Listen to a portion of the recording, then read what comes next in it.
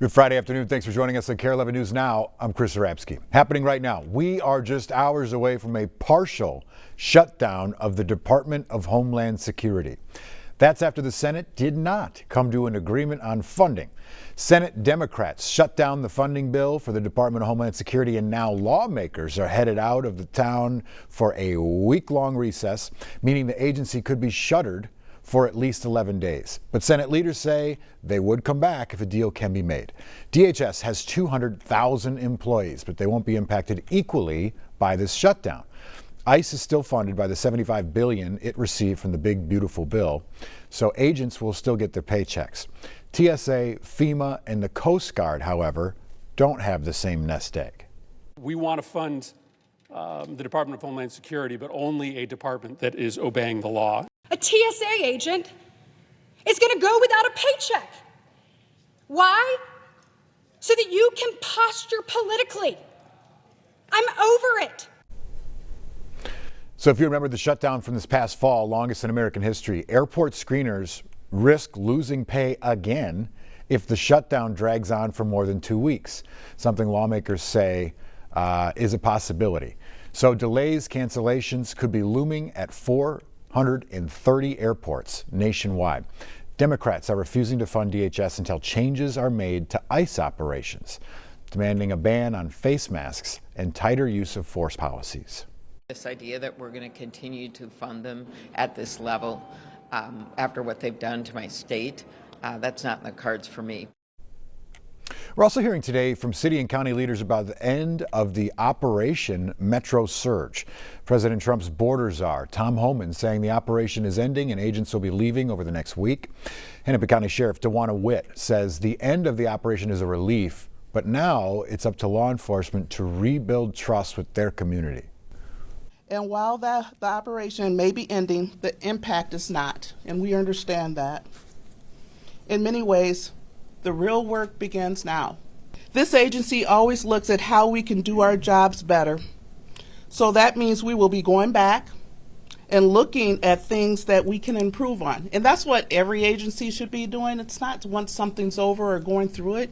You always should be going back, addressing all issues, and seeing how is it that you can improve. Happening today, journalist Don Lemon will be in Minneapolis federal court for an arraignment. The charges stem from an anti-ICE protest at a St. Paul church last month. Lemon says that he was covering the protest as an independent journalist, calling the case against him an attack on the First Amendment. Activist Nikema Levy-Armstrong will also be in court today in connection with the case. New this afternoon, the FBI is opening a criminal probe into whether 2 immigration officers lied under oath about a shooting last month in Minneapolis. Charges in that shooting against 2 Venezuelan men involved were just dropped. Last month, DHS said the 2 men hit the agent with a shovel and a broom, and that's why the agent fired his gun.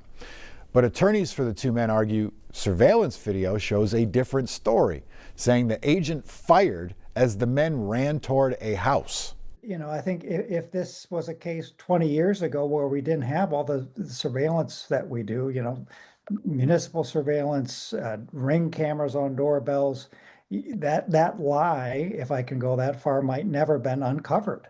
But, you know, in today's day and age, there's video cameras all over the place. And so it's much more difficult to get away with something on the street.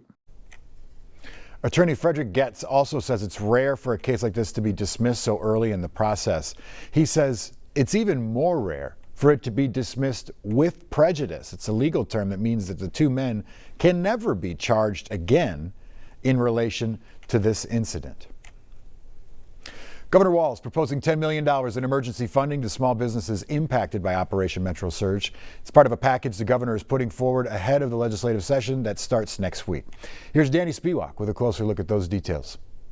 During Operation Metro Surge, some local businesses like Bauhaus Brew Labs in Minneapolis reported losing nearly half their customers, not to mention workers afraid to leave their homes. This is hitting everyone. Now, Governor Walz has proposed $10 million in emergency loans to small businesses. This legislative session needs to be about recovery of the damage that's been done to us. The loans, administered through the Department of Employment and Economic Development, would provide businesses with up to $25,000 and could be partially forgiven. We know that the economic harms are far in excess of that.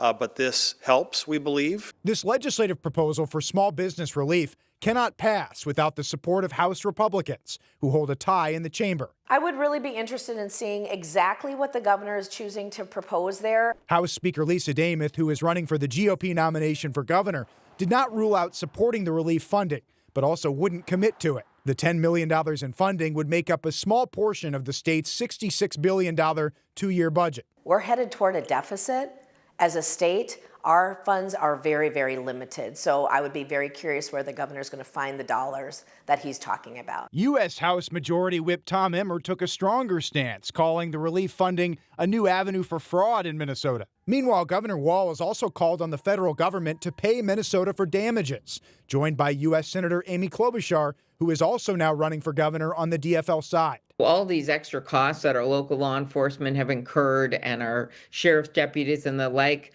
they should reimburse us.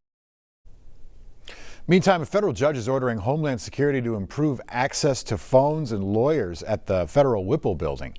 The temporary restraining order comes after 2 lawyers who toured the detention area said that there were incorrect phone numbers for counsel and that instructions for using the phones were only in English and they were complex, they said.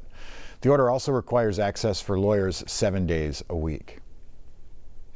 Reactions are pouring in from across the state as the announcement of the end of Operation Metro Surge spreads.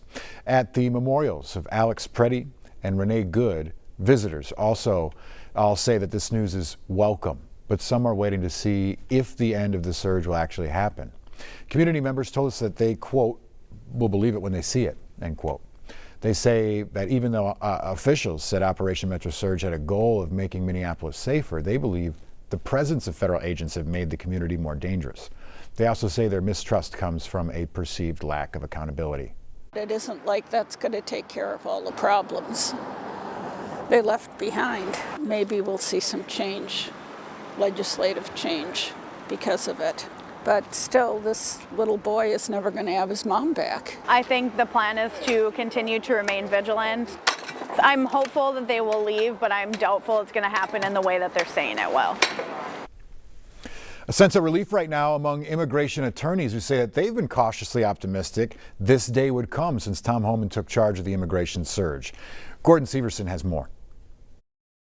We're not saying this is over. When we spoke with community organizers to see how they felt about Operation Metro Surge possibly ending in Minnesota, we received mixed reactions. I think what Governor Walz said about being cautious, I think that's our attitude. Kate Haviland is with Indivisible Twin Cities, a group that was involved in planning many of the large protests over the last few months. She says, based on what has happened in other cities where large ICE operations have come and gone, she argues their fight isn't over. People are still being detained, grabbed, deported. I'm a little bit skeptical. Evangeline Dewan Maloney is an immigration lawyer with RSC Law. She says many of her clients' cases are still ongoing, and she hopes this announcement means that the federal government will go back to focusing on mostly criminal non-citizens. Hopefully what we're going to see is more targeted immigration enforcement, which has traditionally been how immigration enforcement has been conducted. It feels like the beginning of the next chapter.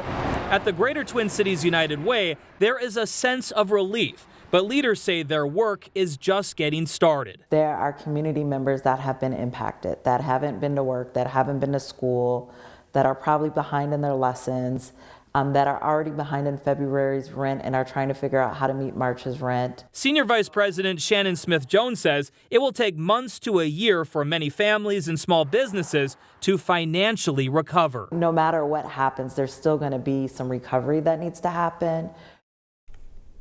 Gordon Severson reporting there. Moving on now, this morning the FBI is upping their reward to $100,000 in the search for Nancy Guthrie as we near 2 weeks since she was last seen. FBI Phoenix is releasing brand new details about the suspect from the security footage. They said it's wearing a black. The person is wearing a black Ozark Trail hiker pack, which you can see here. They also believe the person is 5'9" or 5'10". They say they've gotten more than 13,000 tips related to the case. And new this afternoon, Ring is ending its partnership with Flock Safety after backlash over a Super Bowl ad highlighting the partnership.